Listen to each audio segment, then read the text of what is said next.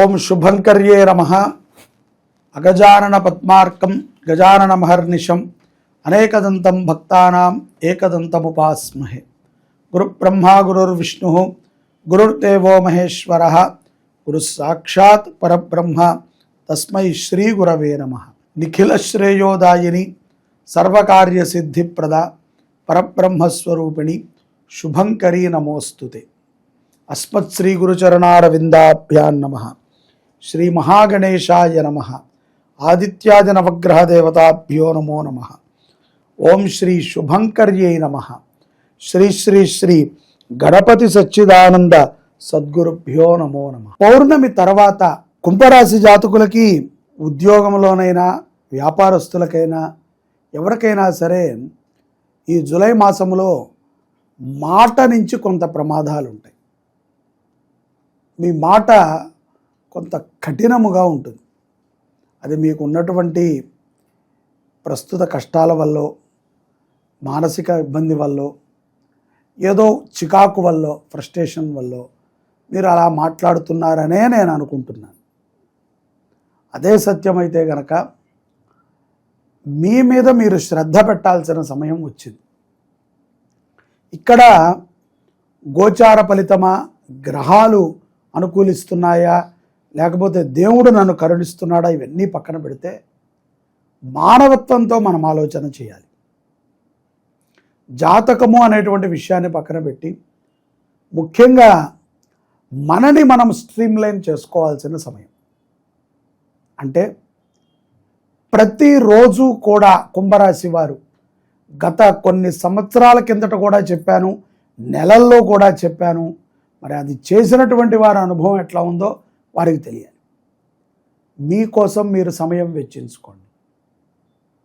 అంటే phone కెలకటానికో, paper చదవటానికో మీకోసం మీరు సమయం వెచ్చించుకోమని కాదు. ప్రశాంతంగా మీకు నచ్చినటువంటి ఒక శుభ్రమైనటువంటి ప్రదేశంలో కూర్చుని మీకు నచ్చినటువంటి పరమాత్మని మనసులో ధ్యానం చేయండి. ఒక 10 నిమిషాల పాటు కళ్ళు మూయకుండా అలాగే కూర్చోండి. ప్రాక్టీస్ చేయండి. 5, 10, 15, 20 అరగంట మీ జీవితంలో 24 గంటల సమయంలో మీకోసం మీరు ఒక అరగంట పెట్టుకోకపోతే రానున్న కొన్ని ఉపద్రవాల నుంచి మీరు తప్పించుకోలేరు. ఇప్పుడు స్ట్రాంగ్ అయ్యేటువంటి సందర్భం. అంతే తప్ప జన్మంలో శని ఉన్నాడు కాబట్టి శని సింగనాపురం వెళతానండి, శని జపాలు చేయిస్తాను, నా కోపం తగ్గట్లేదు అని కోపంగా చెప్పటము, డబ్బు నిలకట్లేదు అని కోపంగా చెప్పటము, మీ సమస్యని మీరే పెంచుకుంటున్నారు. తగ్గించుకోండి. ఎక్కడికైనా వెళ్ళండి. ఒక దేవాలయము, ఆశ్రమము, గోశాల, వేద పాఠశాల, ఇవన్నీ కూడా పూర్వం నుంచి ఉన్నాయి. అక్కడికి వెళ్ళండి. లేదు మీ ఇంట్లో మీకు, మా ఇంట్లో మాకు ఉండదండి, పొద్దున్నే క్యారేజీలు గొలవ అంటే మీరు లేవండి పొద్దున్నే 4ంటికి. వాళ్ళకంటే ఒక గంట ముందు మీరు లేచి చేయండి. ఆడవాళ్ళ మీద, పిల్లల మీద మనం ఏదో మనకి చేతకాక మనం అరవటం తప్ప, మనకే సమయం ఉండి మనం చేయగలిగితే మనమే బోల్డ్ చేయొచ్చు. మంచి విషయాల మీద అవగాహనను పెంచుకోండి.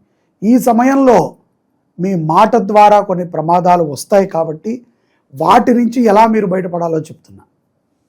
అదే ప్రధానమైనటువంటి సమస్యగా కనబడుతోంది ఈ మాసంలో. కుటుంబంలోనైనా అంతే. ఎక్కడికైనా పెళ్ళికి పిలిచారు, లేదా ఏదైనా ఒక మంచి కార్యానికి పిలిచారు, లేదో నలుగురు కలవటానికి పిలిచారు, చక్కగా వెళ్ళండి. దానికి వెళ్ళటానికి ముందు నుంచే మీరు ఈ ప్రాక్టీస్ చేసి వెళ్ళండి. ఒక 5 నిమిషాల పాటు ప్రతిరోజు కూడా ఒక పావుగంట, అరగంట పెంచుకుంటూ వెళ్ళండి. కొంత మీలో ఉన్నటువంటి డిస్టర్బ్ను మీరే తొలగించుకోండి. ఉపద్రవాలు రాత్రికి రాత్రి రావండి. అలా వచ్చే ఉపద్రవాలు అలాగే వెళ్ళిపోతాయి. కానీ ఇది ఎప్పటి నుంచో నాని ఉన్నది. పిల్లలు, విద్యార్థులు కూడా అంతే. కొంత మెడిటేషన్ చేయండి.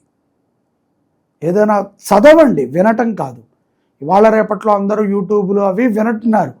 చదవండి, పుస్తకం తీసుకుని ఏదైనా విష్ణు సహస్రనామం కానీ, లలితా సహస్రనామం కానీ చదవండి, దత్తస్తవం చదవండి, గణపతి స్తోత్రాన్ని చదవండి, సుబ్రహ్మణ్య అష్టకాన్ని చదవండి, దేవీ స్తోత్రాలను చదవండి, అష్టోత్తరాలైనా చదవటానికి ప్రయత్నం చేయండి.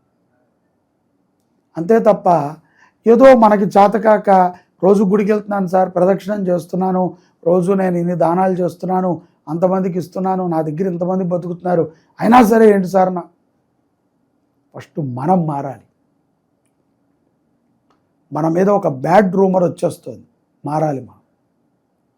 ఇప్పుడు మారకపోతే మొక్కే వంగంది మానే వంగునా అని. మనము ఇప్పుడు ఆదిలోనే ఉన్నాం, ఇప్పుడు మనకు ప్రయత్నం చేస్తే కుదురుతుంది. తల్లిదండ్రులు చెయ్యరు కానీ పిల్లలకి చెప్తారు దండం పెట్టు దండం పెట్టు అని. తండ్రి కదా పొద్దున్నే వెళ్ళి పూజ మందిరంలో కూర్చుంటే పిల్లవాడు ఆటోమేటిక్గా 4వ రోజు వస్తాడు. అది వాడి బాధ్యత, మనం చేయాలి. ఆరోగ్యం పట్ల శ్రద్ధ అవసరం. కొంత ఆరోగ్యం పట్ల కూడా శ్రద్ధ పెట్టండి. వైద్యుల కోసమై ధనాన్ని ఖర్చు పెడతారు ఈ జూలై మాసంలో. అలాగే అపనమ్మకం బాగా పెరిగిపోతూ ఉంటుంది. భార్యాభర్తల మధ్య స్పర్ధ, గొడవలు, చికాకులు, ఏదో తెలియదు. ఇదంతా కూడా దేనివల్ల జరిగిందరయ్యా అంటే ఫోన్ వల్ల. ఒక ఫోన్లోంచి ఒక ఫోన్లోకి అనవసరమైనటువంటి కాంట్రవర్షియల్స్ తయారవుతున్నాయి. కాబట్టి ఏది ఉన్నా ఓపెన్గా మాట్లాడండి. తల్లిదండ్రులు వివాహం చేశారు, ప్రతిదీ వారి మీద మనం బాధ్యత పెట్టకూడదు. మనకు అన్నీ తెలుసు అని మనం అడిగినట్టుగా చక్కగా పెళ్లి చేశారు. ఇక మనం నిలబడి చూపించాల్సిన సమయం. ఇప్పుడు కూడా పద్దాకా మనము తల్లిదండ్రులను పిలిచి లేపు లేపు అనకూడదు. వాళ్ళు అలసిపోయారు. తల్లిదండ్రులు ఎంతో మనకి సేవ చేసి అలసిపోయారు. అలా అని చెప్పి వాళ్ళని బాధ పెట్టకూడదు అని నేను అనట్లా. అలా అని చెప్పి వాళ్ళని బాధ పెట్టండి అని నేను అనట్లా. వాళ్ళు అలసిపోయారు. అలసిపోయినటువంటి తల్లిదండ్రులకి మీరు ఇష్టమై చేసుకున్నారా లేదా పెద్దలు చెప్పిందని చేసుకున్నారా, చేసుకున్నాక కట్టుబడి ఉండండి. ఇవాళ కాకపోతే 2-3 నెలల తర్వాత పిల్లలు పుడతారు, 2-3 ఏళ్ల తర్వాత పుడతారు, నష్టమేమీ లేదు. పిల్లలే జీవితంగా తర్వాత మనం ఉంటాం, వస్తారు. ఈలోపు మనం చేయాల్సిన పనులు చాలా ఉంటాయి. భర్త కోసం భార్య, భార్య కోసం భర్త, వారు ఇరువురు ఒక గురు సన్నిధి, ఒక సేవ, ఒక సమాజంలో ఒక గుర్తింపు, ఇవి సంపాదించుకోవాలి. వీటి మీద ఫోకస్ చేయండి. ఈ యొక్క జూలై మాసం చాలా విశేషమైనటువంటి ఫలితాలను కుంభరాశి వారికి ఇస్తుంది. శ్రీ శుభంకరి సేవా సమితి షట్షణ్ముఖ క్షేత్రాలలో ప్రతి షణ్ముఖ క్షేత్రములో, సుబ్రహ్మణ్య క్షేత్రములో కళ్యాణోత్సవాలను చేస్తుంది. అలాగే 7వ కళ్యాణం కుక్కే సుబ్రహ్మణ్య స్వామి దగ్గర జరుగుతుంది. 8వది ఆషాఢ కృత్తికా నక్షత్రము రోజున, అంటే జూలై 20వ తారీఖున మన శుభంకరి దేవస్థానంలో జరుగుతుంది. ఈ కళ్యాణోత్సవంలో నమోదు చేసుకోండి పేరు. శని ప్రభావం కంటే శని మనకిచ్చే ప్రతి అవకాశాన్ని సద్వినియోగపరచుకోండి. సంతానం లేని వారికి సంతానం లభిస్తుంది. వివాహం కానటువంటి వారికి వివాహం అవుతుంది. అనారోగ్యంతో బాధపడుతూ తరచూ స్కానింగులు అవి ఇవి అని ఖర్చు పెడుతున్నారు డబ్బులు. ఒక్కసారి సుబ్రహ్మణ్య ఆరాధన చేయండి. కోర్టు కోసమై ధనం ఖర్చు పెట్టేటువంటి వారు సుబ్రహ్మణ్య యాగం చేయండి. కుల మతాలకి అతీతముగా ఈ కార్యక్రమాన్ని చేస్తున్నాం. ఎవరైనా పాల్గొవచ్చు. ఏ కులం ఏ మతం అయితే ఉంది, మనకి కావాల్సింది ఏదో ఒక పరమాత్మ ఇవ్వాల్సిందే తప్ప మనకి దొరకదు.